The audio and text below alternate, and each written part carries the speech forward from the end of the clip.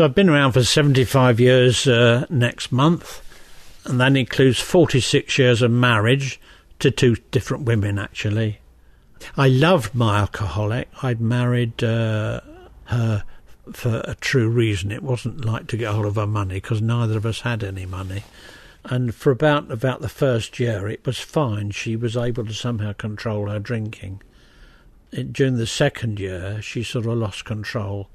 Her behaviour became more and more strange and erratic and unreasonable. She would be very unreliable. We'd agree to do something, and quite often she wasn't in a fit state to go ahead and do that, to meet other people, for example.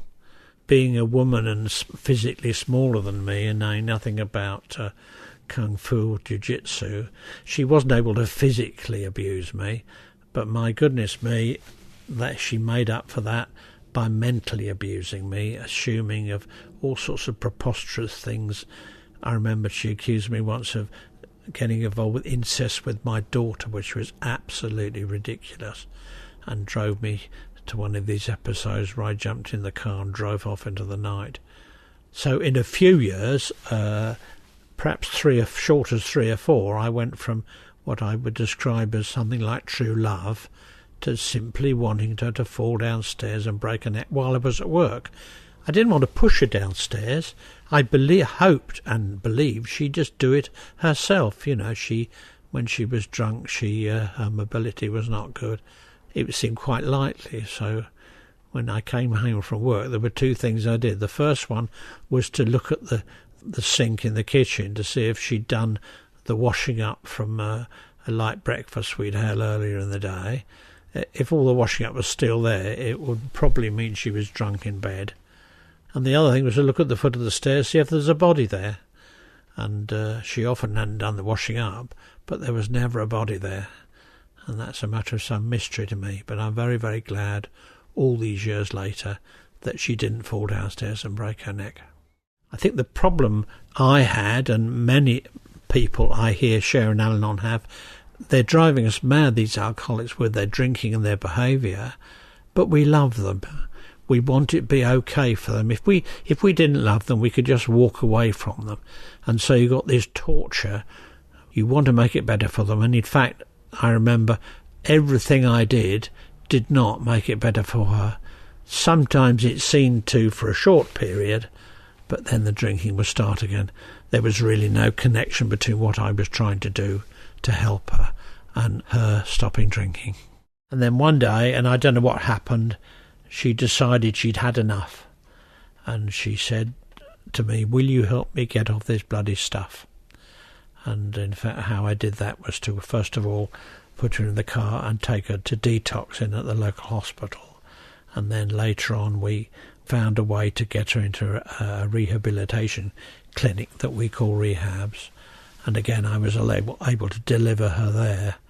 And there were all these people in white coats who looked as though they knew more about alcoholism than I did. They said, did I go to Al-Anon? And I'd actually never heard of Al-Anon at that time.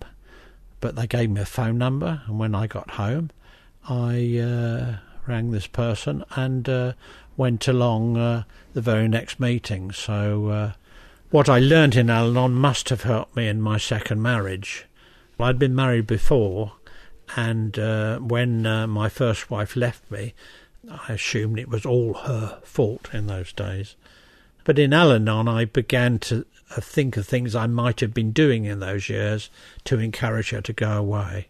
So I tried not to do these same things in my second marriage. When I was 64, I went and bought my first pair of shoes ever, the first pair I'd ever bought for myself. Previously, my mother and my wives had bought my shoes. Now that says something about me, but I feel the fact that I went and bought those shoes moved me forward. It gave me what we call indicated a little bit of recovery. After about 8 or 9 years in Al-Anon, I discovered I was driving my car more slowly, actually below the speed limit, more slowly than usual. I used to ignore speed limits in those days, and here I was trundling along below the limit, and I knew immediately. We were coming back from a meeting, actually. I said, I've got some serenity here. The feeling I have is strange to me. The other experience I had that tested my strength or showed me I had strength was my younger brother. He was a maintenance drinker and drank quietly all his life, but he would drink copious quantities. It was a very funny colour near the end, and dropped out at 55.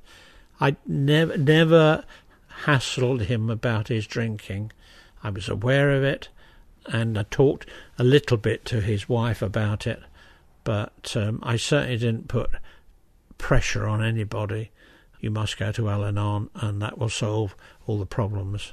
My wife and I used to go to our meetings, driving together because the meetings were in the same building on the same night. This helped us in our terms of regular attendance. But I think it also helped the fact we were both in fellowships, working a similar program, as we call it, and we understood what the other was involved with. My wife particularly would spend a lot of time on the phone with other AA members, but I understood what she was doing. I never for a moment imagined she was carrying on an affair with somebody, for example. But the fact that we came through all of that, together, I think has brought us closer together. It must have. The other big message, I hope, must be the fact that my wife is sober and has stayed continuously sober all these years. Many Al-Anon members that I meet have active drinking in their lives. I sometimes feel guilty sitting there with sobriety at home. I've got so much to be grateful for, and that is probably the biggest single thing. Sobriety at home is the most important one. So there is hope. Just keep coming back.